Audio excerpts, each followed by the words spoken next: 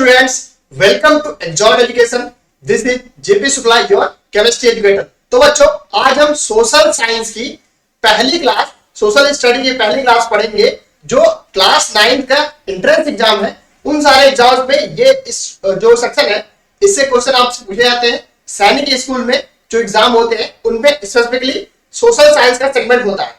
तो अपन स्टार्ट करेंगे आज पहली क्लास, सीखेंगे किसको, रिसोर्सेज एंड डेवलपमेंट, जो कि ज्योग्राफी का एक चैप्टर है, उसको पढ़ेंगे। ठीक है, अगर आप नए हैं, सबसे पहले आपको करना क्या चाहिए, यूट्यूब पे हमारा एक चैनल है एक्सॉर्ट एजुकेशन के नाम से, उसको आपने सब्सक्राइब करना है, जिससे आप हमें एनकरेज कर सकते हैं और हम आपके लिए कौन सा और क्वालिटी वीडियो लेके आ सकते हैं और आपकी तैयारी को बेहतर कर सकते हैं, जहां पे हम आपको फिजिक्स, केमिस्ट्री, मैथ्स, बायोलॉजी और बाकी जो भी सब्जेक्ट्स आपके एग्जामिनेशन पॉइंट ऑफ व्यू से इंपॉर्टेंट है वो सब आपको पढ़ाते हैं। तो क्लास को स्टार्ट करेंगे। जो अपना टॉपिक है उसको एक बार देख लेते हैं। क्या है टॉपिक अपना? देखो, टॉपिक है आज का रिसोर्सेज एंड डेवलपमेंट। अब देखो, किसी ने आपसे पूछा सर रिसोर्सेज क्या होते हैं, ये रिसोर्सेज कैसी चीज होती है, उसको देखेंगे। साथ ही साथ डेवलपमेंट कैसे हुआ। तो पहले हम लोग जैसे एक गरीब देश थे, अभी हम लोग ऐसे देश हो रहे हैं कि जहां पे मिडिल इनकम ग्रुप बहुत सारा एग्जिस्ट कर रहा है, डेवलपिंग नेशंस है। और एक टाइम ऐसा होगा जब हम जापान जैसे, इटली जैसे, फ्रांस जैसे कंट्री होंगे कि हमारे जो बेसिक ग्रोथ के पैरामीटर्स हैं वो सारे मैचअप होंगे और हम अपनी आगे की जो इनोवेशन है उसको बेहतर कर पाएंगे। स्टार्ट करते हैं लेसन को। बहुत इंपॉर्टेंट लेसन है, आपकी नॉलेज को इनहांस करेगा, साथ ही साथ अवेयरनेस को भी इनहांस करेगा। स्टार्ट करते हैं। देखो, पहले बेसिक्स जानेंगे। कोई भी चीज पढ़ने से पहले, समझने से पहले ये चीज जरूरी है कि आप उसके बेसिक्स जान लो, उसके पिलर्स को जान लो कि वो कहना क्या चाहती है। तो देखो, स्टार्ट करते हैं अपन रिसोर्सेज के बारे में। क्या बात करी जा रही है यहाँ पे? कोई भी चीज, देखो यहाँ पे कोई भी चीज, चाहे वो लिविंग हो या नॉन लिविंग हो, ठीक है, उसकी कुछ यूटिलिटी हो। क्या बात करी जा रही है? यूटिलिटी की। अच्छा, अब आपसे किसी ने पूछा सर ये यूटिलिटी क्या होती है, तो आपने बोला देखो, जैसे मान लो हमारे पास एक डस्टर, ठीक है, एक सामान है, कोई भी चीज मेटल हो सकता है, ऑब्जेक्ट होता है, लिविंग हो सकता है या फिर नॉन लिविंग हो सकता है। अब आपसे किसी ने पूछा सर आप इसकी यूटिलिटी बताओ, तो मैं बोलूंगा भाई कि जब अपन बोर्ड पे कुछ पढ़ाते हैं उसको मिटाना होता है तो इस डस्टर का यूज करते हैं, या फिर कोई लिखी हुई चीज किस पे, बोर्ड पे मिटाने के लिए इसका यूज करते हैं। तो इसकी यूटिलिटी क्या है? एक इरेजर है। तो रिसोर्सेज क्या होते हैं? उनकी यूटिलिटी होती है। कोई भी रिसोर्स बेकार नहीं होता है, हर एक रिसोर्स की कोई ना कोई यूटिलिटी होती है। यही बात तो करी जा रही है यहाँ पे। देखो कैसे, ऐसे देखो, जो भी चीज नॉन लिविंग हो या लिविंग हो और उसकी कुछ यूटिलिटी हो, उसको अपन क्या बोलेंगे? रिसोर्स बोलेंगे। फॉर एग्जांपल देखो, बिजली है। आजकल देखो, कोई भी आदमी है, मान लो फोन चला रहा है, ठीक है, तो बिना बिजली के फोन कैसे चार्ज करेगा? आप पंखा चला रहे हो, कुछ भी टीवी चला रहे हो, क्रिकेट देख रहे हो, कुछ भी देख रहे हो, तो इलेक्ट्रिसिटी से ही तो चल रहा है। इवन इफ अगर आप जैसे मान लो किसी भी प्रकार का जो इंस्ट्रूमेंट यूज करते हो घर में, लीजर के लिए या फिर कंफर्ट के लिए, उन सब के लिए इलेक्ट्रिसिटी कंपल्सरी है, ठीक है। तो एक रिसोर्स है। रिक्शा, मान लो आपको 1-2 किलोमीटर जाना है, मेट्रो स्टेशन से आप कहीं जा रहे हो, तो आपको रिक्शा की जरूरत पड़ती है, ई रिक्शा की जरूरत पड़ती है, वो भी एक क्या है? रिसोर्स है। सब्जियों की बात करी जा रही है, देखो सब्जी खाना पीना चीजें हैं, क्योंकि अगर आपको विटामिन बॉडी के लिए चाहिए, बॉडी की नरिशमेंट अच्छी करनी है, बेहतर करनी है, तो उसके लिए वेजिटेबल्स का होना इंपॉर्टेंट है। किताबें, भाई सबसे अच्छी चीज, सबसे अच्छी मित्र इंसान की किताबें कही जाती हैं, क्योंकि ये आपको कभी धोखा नहीं देती हैं। जब भी आप किताबों को पढ़ोगे कुछ ना कुछ सीखोगे, कुछ ना कुछ अचीव ही करोगे, आप लूज नहीं करोगे। तो सबसे अच्छी मित्र, सबसे अच्छी यूटिलिटी, सबसे अच्छा रिसोर्स बुक्स को कहा जाता है। अगला देखो, यहां पर डिफाइन करा गया है यूटिलिटी। किसी भी चीज का जो यूसेज होगा या फिर उसको उपयोग में लाने का जो कला है, उसको अपन बोलेंगे क्या? यूटिलिटी। ठीक है, चलो अगली बात करी जा रही है कि कोई भी रिसोर्स है, ठीक है, उसका कुछ ना कुछ वैल्यू होता है, ऐसे वेन नहीं होता है। मतलब जैसे मान लो मेरे पास पेन है, तो मैं इससे चीजों को लिख सकता हूं, ये इसकी यूटिलिटी है, ये वेस्टेज नहीं है। ये अलग बात है कि एक स्पेसिफिक पर्सन ही इसका यूज करता है।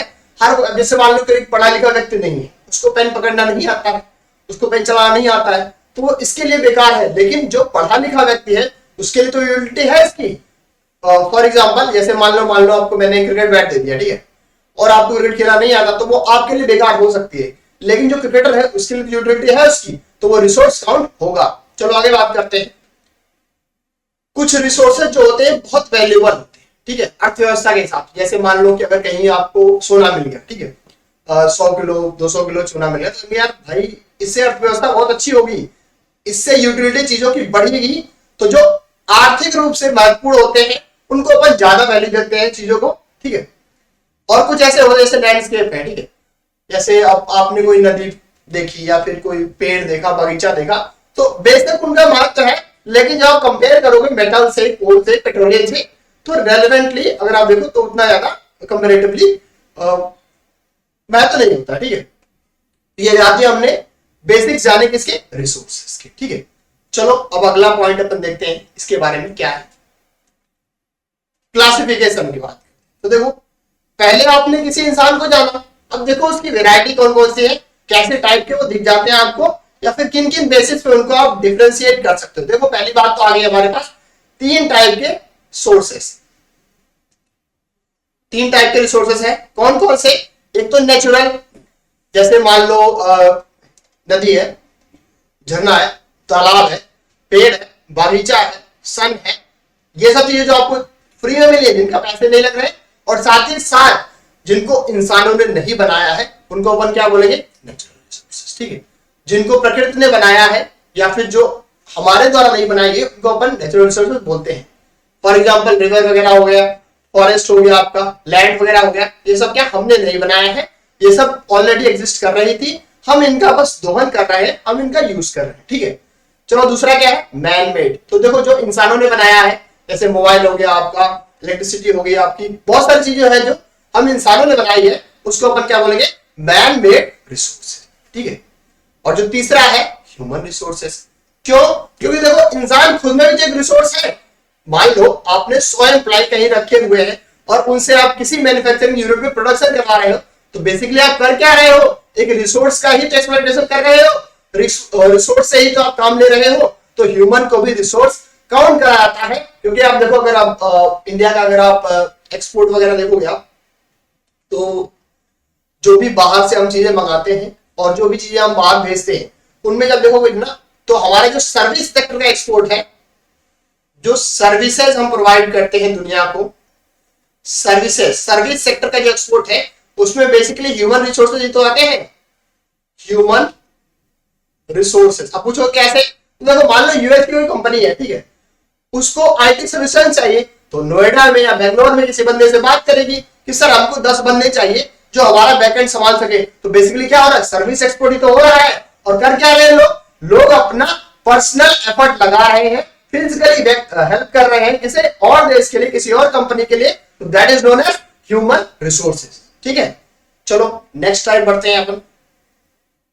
ह्यूमन रिसोर्सेज हो गया है अपना, टाइप ऑफ रिसोर्सेज या टाइप्स ऑफ रिसोर्सेज, ठीक है। तो देखो 2 टाइप से इन्होंने क्लासिफाई करा है, एक है बायोटिक और दूसरा कौन सा है, एबायोटिक रिसोर्सेज। दोनों में डिफरेंस क्या, बायोटिक जो होगा वो लिविंग ऑर्गेनिज्म से रिलेटेड हो, ठीक है। तो कहीं पे आपको मछली दिख रही है, या ये एनिमल फूड दिख रहा है आपको, फॉरेस्ट दिख रहे हैं, ये जो रिसोर्सेज हैं ये क्या होंगे, बायोटिक रिसोर्सेज होंगे। जैसे मान लो अगर आप किसी कोस्टल एरिया में जाओ, जैसे आप गुजरात चले जाओ, मुंबई चले जाओ, तो वहां पे मछुआरे जाते हैं मछली मारने के लिए, तो वो भी एक संसाधन है, उससे भी अर्थव्यवस्था को फायदा होता है, वो भी एक रिसोर्स है, ठीक है। दूसरा देखो जैसे कि अपना नदी है, मिट्टी है, जमीन है, मिनरल्स है, जो कि नॉन लिविंग चीजों से बने हुए हैं, उनको अपन क्या बोलते हैं, एबायोटिक रिसोर्सेज। तो ये है क्या, क्लासिफिकेशन और टाइप्स किसके, रिसोर्सेज, ठीक है। चलो अब आगे बढ़ते हैं हम लोग। अब देखो क्लासिफिकेशन चीजों के डेवलपमेंट के हिसाब से भी देखते हैं। देखो मान लो यहां पे 2 चीजें करें, एक है एक्चुअल और दूसरा क्या है, पोटेंशियल। जैसे मान लो किसी ने आपसे पूछा सर भारत में कितना कोयला है, तो आप बोलोगे यार कोयला तो बहुत ज्यादा है, झारखंड में, बिहार के कुछ इलाकों में और छत्तीसगढ़ वगैरह में आपको कोयला मिल जाएगा। कोयले से हम लोग बिजली बनाते हैं और कोयले का यूटिलाइज हम लोग बहुत सारी इंडस्ट्रीज में करते हैं एज ए एनर्जी रिसोर्स, ठीक है। तो जो एग्जैक्ट अमाउंट हमारे पास अवेलेबल है that is known as actual resource.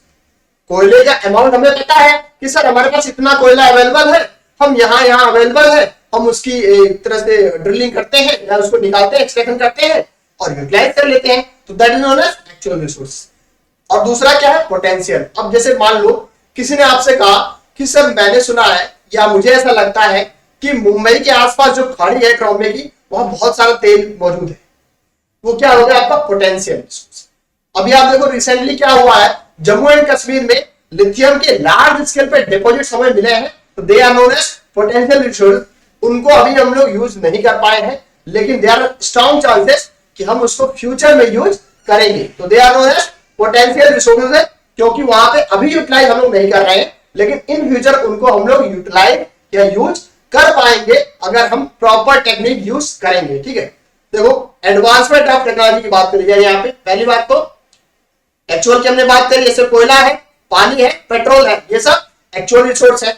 अच्छा, पोटेंशियल की बात करो, देखो जैसे कि हमारे पास सोलर एनर्जी हो, विंड एनर्जी हो, गैसोलीन हो, और कुछ जैसे आपके पास फॉर एग्जांपल लिथियम वगैरह है, lithium in JNK Jammu and Kashmir में जो मिला है, दे आर पोटेंशियल रिसोर्सेस। तो ये किसके डेवलपमेंट के बेसिस पे उनको अपन इन दो टाइप में बांट सकते हैं। ठीक है, चलो आगे आते हैं, अगले टाइप के रिसोर्स की बात करते हैं। ठीक है, अब देखो नेचुरल रिसोर्सेज को क्लासिफाई कैसे करा गया देखते हैं एक बार। पहली बात करी गई रिन्यूएबल और दूसरी बात करी गई इसकी रिन्यूएबल और दूसरी नॉन रिन्यूएबल। दोनों में डिफरेंस बहुत एग्जाम में पूछता है, आराम से आप समझेंगे। देखो जैसे मान लो आपने 2 लीटर पेट्रोल लिया, ठीक है, अपनी गाड़ी में भराया, आपने बाइक में डाला, किसी में डाला, और जैसे ही आपने 20, 30, 40 किलोमीटर की यात्रा करी एक तरफ से और दूसरी बार रिटर्न के आए तो पेट्रोल खत्म हो गया। ठीक है, आपने गाड़ी में पेट्रोल लगवाया और जब अब यात्रा करते हो पेट्रोल को खत्म हो गया, तो क्या हो गया, नॉन रिन्यूएबल रिसोर्स। कैसे, जब एक बार उसका आप यूज कर लेते हो तो दोबारा उसका उपयोग आप नहीं कर सकते हो, उसका यूज नहीं कर सकते हो, तो उसको अपन क्या बोलेंगे, नॉन रिन्यूएबल रिसोर्सेस। अच्छा, रिन्यूएबल क्या होते हैं, जिनको आप एक बार यूज तो कर सकते हो, लेकिन अगर आपने थोड़ा सा प्रयास किया, थोड़ी सी मेहनत लगाई, थोड़ी सी तकनीक अपनाई, तो उनका दोबारा भी यूज कर सकते हो, तो they are known as renewable resources. ठीक है, फॉर एग्जांपल जैसे हमारे पास फ्रेश एयर है, एयर है, लैंड है, प्लांट्स है, वाटर है, एनिमल्स।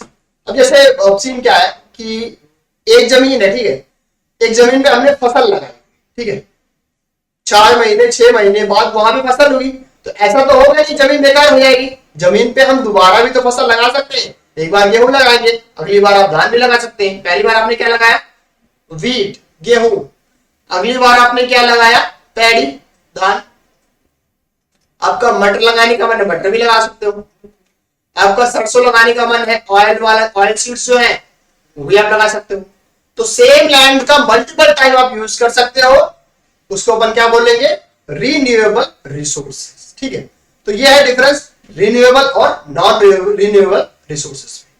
ठीक है, कुछ और पॉइंट्स कवर करेंगे। अब हमने रिन्यूएबल और नॉन रिन्यूएबल का डिफरेंस देख लिया। अगला जो डिस्ट्रीब्यूशन का टॉपिक है वो कौन सा है, इसमें यूनिवर्सल रिसोर्सेज में और लोकलाइज्ड रिसोर्सेज में क्या डिफरेंस है अपन समझते हैं। देखो बात करी जा रही है यहाँ पे यूनिवर्सल की और लोकलाइज्ड की।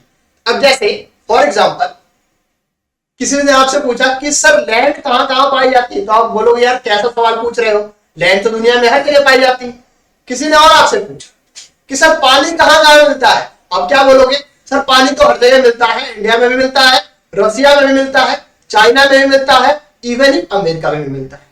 सर हवा कहां कहां मिलती है, तो आप कहोगे सर हर जगह मिलती है। कैसे सवाल कर रहे हो, बिल्कुल सही सवाल कर रहा है। जो चीज आपको हर जगह मिलती है धरती पे, उसको अपन क्या बोलेंगे, यूनिवर्सल रिसोर्सेज। क्या समझ में आया आपको, जो चीज धरती पे आपको हर जगह मिलेगी उसको अपन क्या बोलेंगे, यूनिवर्सल रिसोर्सेज। ठीक, फॉर एग्जांपल हमारे लैंड है, वाटर है और एयर।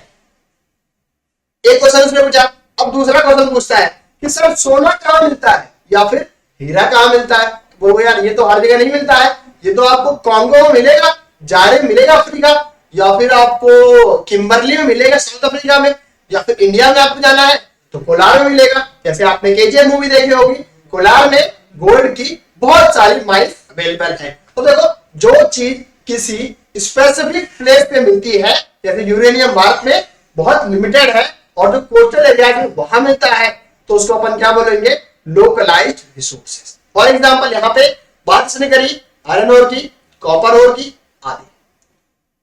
समझ में आया क्वेश्चन? पहले बच्चे ने पूछा कि सर क्या ऐसी चीज है जो दुनिया में हर जगह मिलेगी, देन यू विल से कि sir land, water, air, they are known as universal resources. और दूसरे केस में सोना, चांदी, आपका जो भी चीजें हैं, मिनरल्स हैं, वो सब क्या होंगे, लोकलाइज्ड रिसोर्सेज। चलो नेक्स्ट पे आते हैं। समझ में आ रहा होगा आपको, क्योंकि आपका जो एग्जामिनेशन है, जो भी आप अपीयर करने वाले हैं सैनिक स्कूल का, या आपके जो 8th क्लास के एग्जाम आपके बेहतर होने वाले हैं, इससे अगर आप तैयारी करोगे तो एग्जाम आपको बढ़िया से बढ़िया कंटेंट देगा, बस आप चीजों को अडेप्ट करते हैं। अगला पॉइंट आता है आपका क्या है, मेजर नेचुरल रिसोर्सेज। अच्छा, अब पूछी जा रही है आपसे कि सर दुनिया में जो भी प्राकृतिक संसाधन है या जो नेचुरल रिसोर्स है जिनको हमने नहीं बनाया है, उनमें सबसे प्रमुख कौन सा है? तो देखो, पहली बात तो जमीन। जाहिर सी बात है कि चाहे आप दिल्ली में रह रहे हो या फिर आप मुंबई में रह रहे हो, किसी भी मेट्रो सिटी में रह रहे हो, किसी छोटे शहर में रह रहे हो, या फिर भारत के गांव में रह रहे हो, या फिर आप चाइना में किसी और दुनिया के देश में रह रहे हो, रह तो जमीन पे ही रहे हो। मोस्टली लोग जमीन पे रहते हैं, एक्सेप्शन है, कुछ लोग ऐसे होते हैं जो जैसे ग्लेशियर पे रहते हैं। फॉर एग्जांपल अंटार्कटिका में जो हमारे रिसर्च सेंटर के लोग हैं वो ग्लेशियर पे रहते हैं, ठीक है। कुछ ऐसे लोग हैं जो पानी में रहते हैं, ठीक है, पानी में इन द सेंस की वाटर बोर्ड्स पे, जैसे कश्मीर वगैरह में लोग वहां भी रहते हैं, ऐसे लोग भी। लेकिन इन जनरल मोस्टली जो ह्यूमंस हैं वो जमीन पे ही रहते हैं। यहां देखो, अपना जो 30% से ज्यादा अर्थ का सरफेस है ऑन एन एवरेज, वैसे टू बी प्रिसाइज 29% के अप्रॉक्स है पॉइंट्स में, तो यहाँ पे लैंड है, और बाकी अप्रॉक्स 70 के आसपास जो है अपना 71, कहीं 70 है, कहीं 71 है।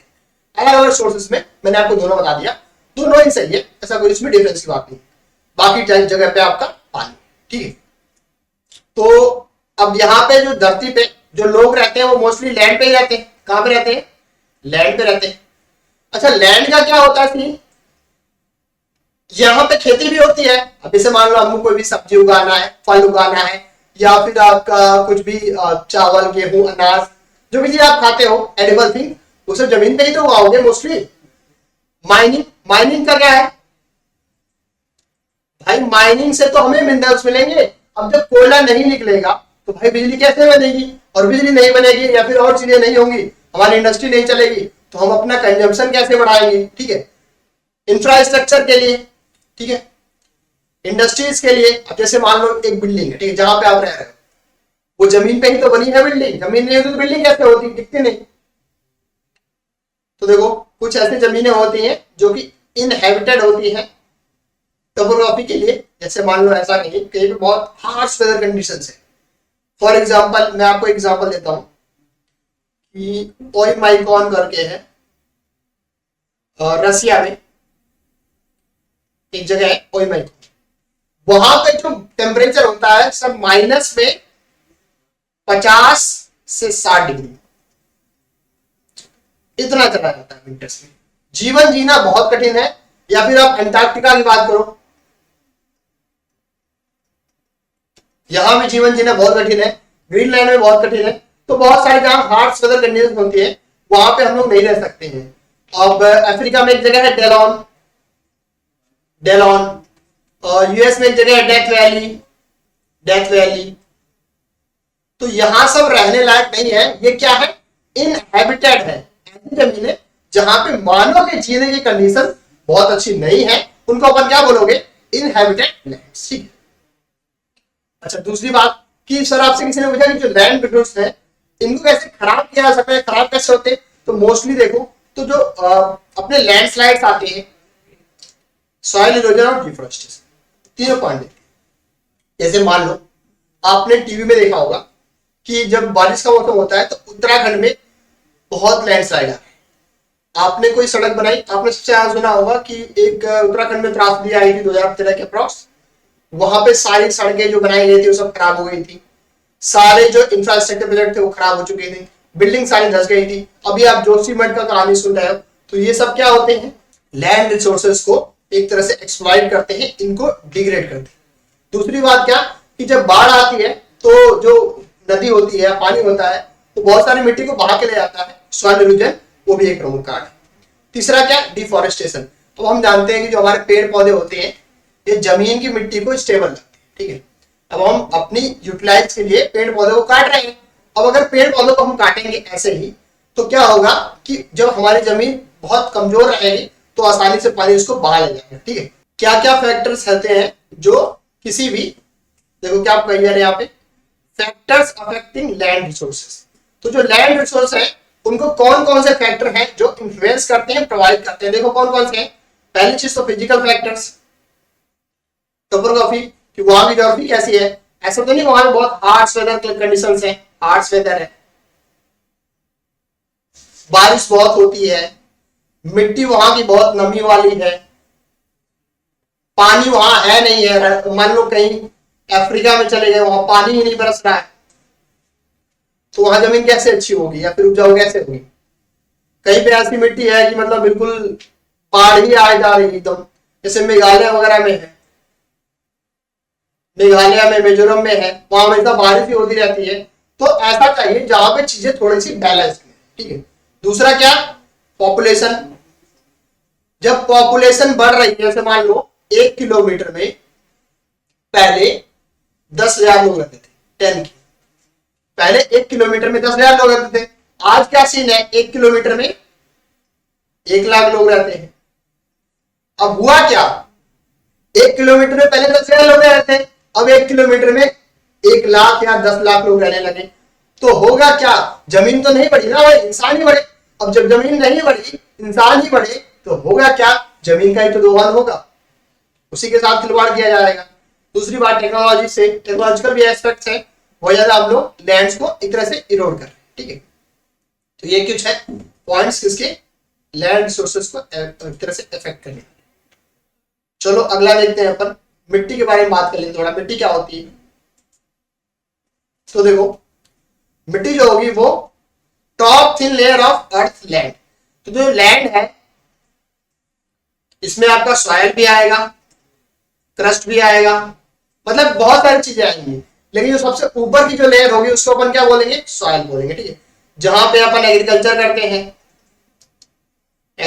करते हैं, या माइनिंग वगैरह करते हैं, पहले स्टार्ट करते हैं माइनिंग, स्टार्टिंग पॉइंट माइनिंग का, ठीक है।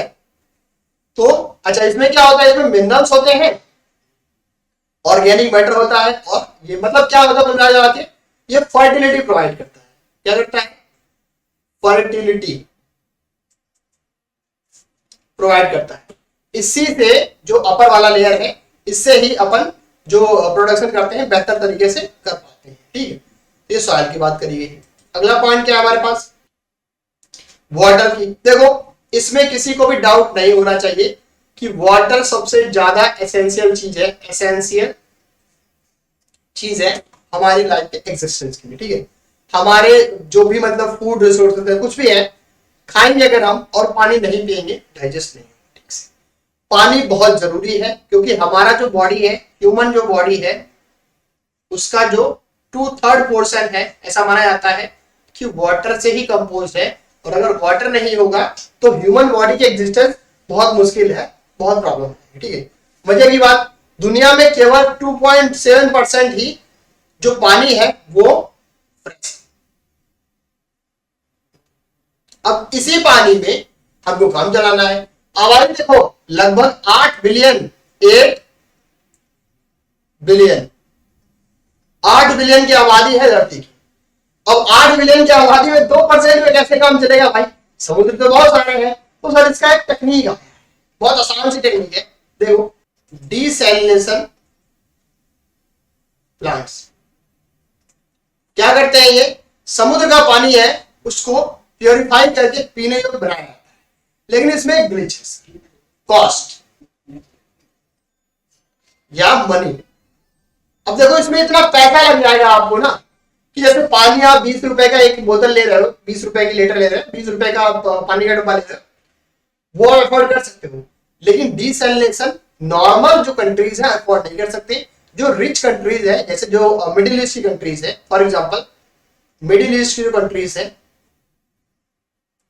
कुवैत है अपना, कतर है अपना, Kuwait, Qatar, Saudi Arabia, UAE और आजकल तो इंडिया में ही। कैसे? देखो सर, आपको गुजरात की बात करी जा रही है, यहाँ पे गुजरात, मुंबई की बात करी जा रही है और चेन्नई की बात करी जा रही है। तो जो कोस्टल स्टेट्स है वहां पे ये technique as a pilot project start करी जा चुकी है। अब चूंकि इसमें इन्वेस्टमेंट ज्यादा लगता है तो लिमिटेड एक्सेस के रूप में करा जा रहा है। लेकिन हाँ, ऐसा है कि मान लो हमारा फ्रेश वाटर खत्म हो जाता है तो एटलीस्ट हमारे पास फिलहाल के लिए अल्टरनेटिव तो है, जो क्या है, डिसैलिनेशन। ठीक है, नेक्स्ट पे देखते हैं आप। ये एक डायग्राम है जिससे आप समझ सकते हो।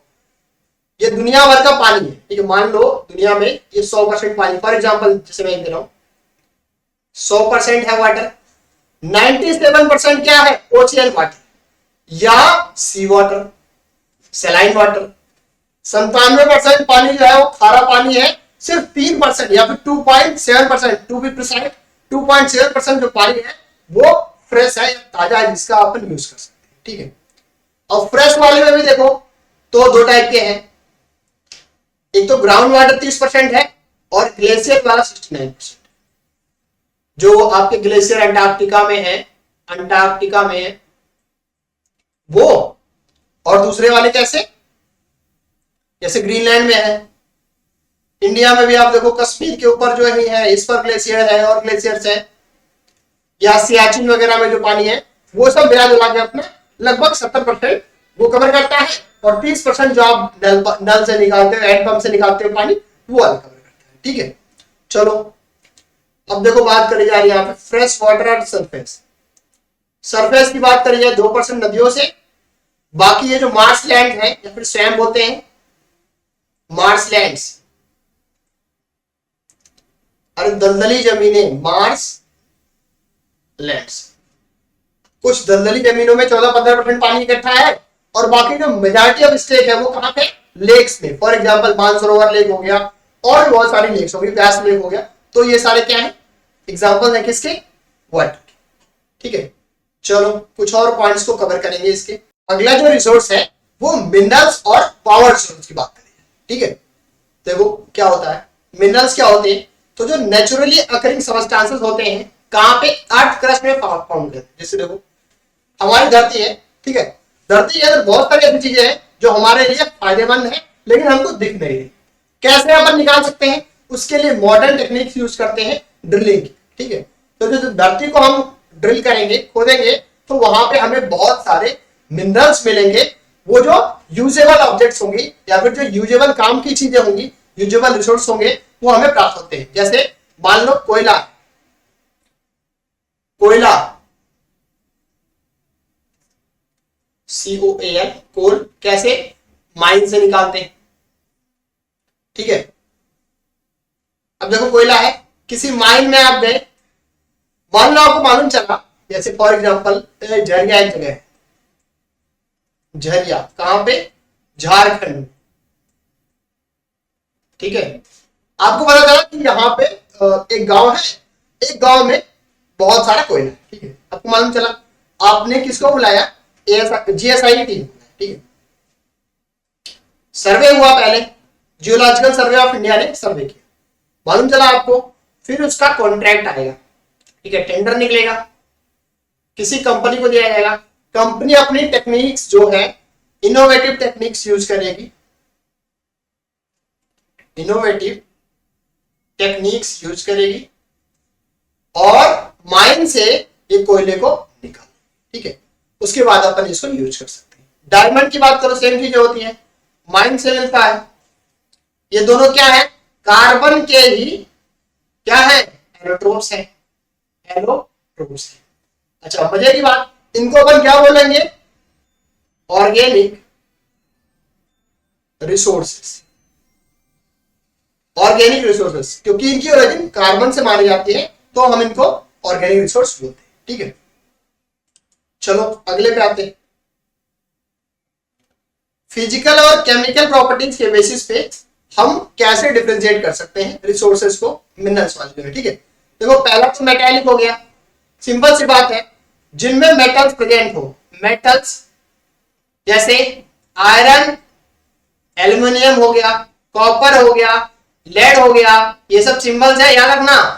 आयरन का सिंबल Fe, एल्यूमिनियम का सिंबल Al, कॉपर का सिंबल Cu, लेड का सिंबल Pb, और भी बहुत सारे, जैसे मैग्नीशियम कहीं से निकल रही है, कहीं से लिथियम निकल रही है, तो ये सब क्या होंगे, ये मेटेलिक होंगे। क्या होंगे, मेटेलिक मिनरल्स।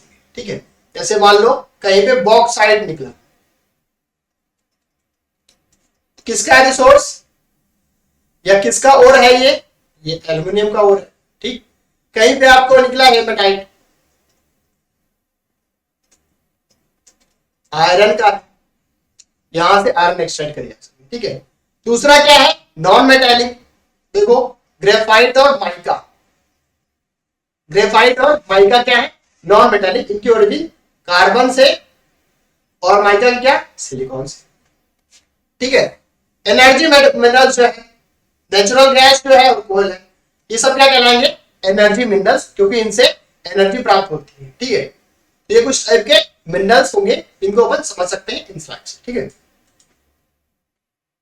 चलो अब डिस्ट्रीब्यूशन एक बार देख लेते हैं, मोस्टली कहां पाए जाते हैं वो भी देख लेते हैं। देखो आयरन की बात करी जाए इंडियन पर्सपेक्टिव से, तो आपको झारखंड में और छत्तीसगढ़ में आयरन मिलेगा, झारखंड। सेम चीज बॉक्साइट के साथ झारखंड, उड़ीसा। ये टेबल आप देख सकते हो और रेफर कर सकते हो इस टेबल को। आपको अगर जो डिस्ट्रीब्यूशन है वो पूछा जा रहा है कहां पे ज्यादा मिलता है, तो मोस्टली झारखंड छत्तीसगढ़ के इलाके हैं, यहां पे मिनरल्स आपको मिलते हैं। इसके अलावा राजस्थान में आपको मिलेगा क्या, कॉपर मिलेगा, सेलाइन जो ऑब्जेक्ट्स होंगी वो मिलेंगे आपको। गोल्ड का याद रखना, गोल्ड का बहुत याद रखता है, गोल्ड का कर्नाटक में एक जगह है कोलार, कोलार गोल्ड प्लीज, आपने मूवी देखी होगी केजीएफ करके, तो कोलार की बिल्कुल सही बात है, कोलार में ही सोना मिलता है, भारत में सबसे ज्यादा सोना कोलार में मिलेगा। ठीक है, चलो एक दो और स्लाइड्स है, उसके बाद जो एनर्जी रिसोर्स होगा उसको हम लोग अगले लेक्चर में करेंगे। देखो एनर्जी वाले जो रिसोर्स है, क्योंकि वो थोड़े से अच्छे हैं, उनको और अच्छे से एक्सप्लेन करेंगे। अगला जो सेशन होगा उसमें हम लोग एनर्जी रिसोर्स को कवर करेंगे। ठीक है,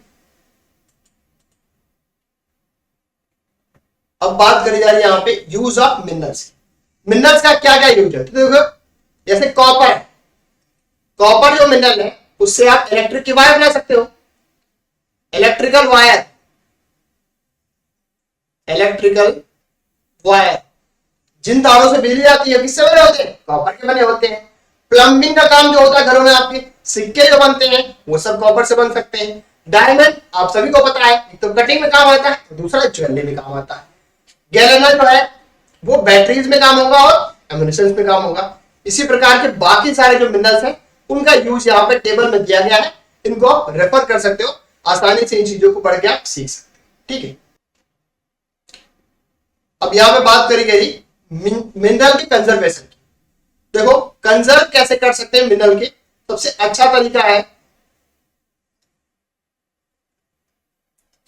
रिन्यूएबल वाले जो हैं उनका यूज करें। ठीक है, और रिसाइकलिंग पे फोकस करो, रिसाइकलिंग पे क्या करो, फोकस करो। कोशिश ऐसी होनी चाहिए कि जिनका हम एक बार यूज कर रहे हैं उनका दोबारा यूज कर सके, उसके लिए जो उन्नत तकनीकें हैं उनका इस्तेमाल।